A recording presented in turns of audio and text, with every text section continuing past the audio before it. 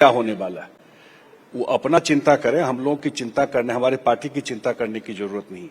जी, मैं बिहार की आपने चुनाव का जिक्र किया तो एक सवाल मन में आ रहा है बार बार कि नीतीश कुमार क्या अगले 5 साल मुख्यमंत्री रहेंगे बिहार के, अगर सरकार चुनकर आती है तो?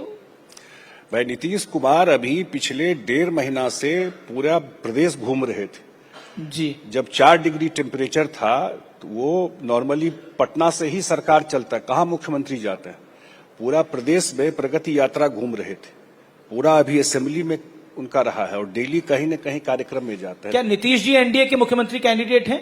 नीतीश जी के ही नेतृत्व में चुनाव होगा तो स्वाभाविक है वही मुख्यमंत्री कैंडिडेट है। अगले 5 साल चुन के आते तो वही रहेंगे? हाँ, ऑब्वियसली, तो उसमें कहाँ डाउट है।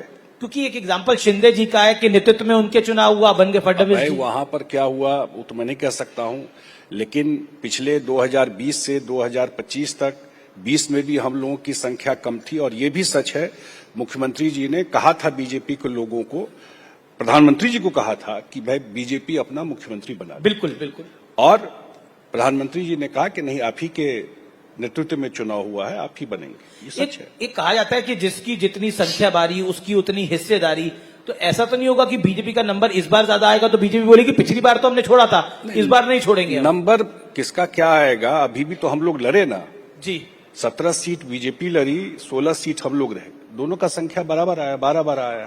तो ये आप कह रहे हैं कि इस बार भी नहीं, विधानसभा में बराबर नहीं लड़ेंगे? रहा होगा कि रिजल्ट जो भी होगा, दोनों का रिजल्ट बेहतर होगा, दोनों साथ ही सरकार बनाएंगे, उसमें कोई कंफ्यूजन नहीं। तो टिकटों का बंटवारा तय हो गया है कि, क्योंकि 5 पार्टियां एनडीए में? नहीं, कोई, अभी तो हम लोग लड़े ना।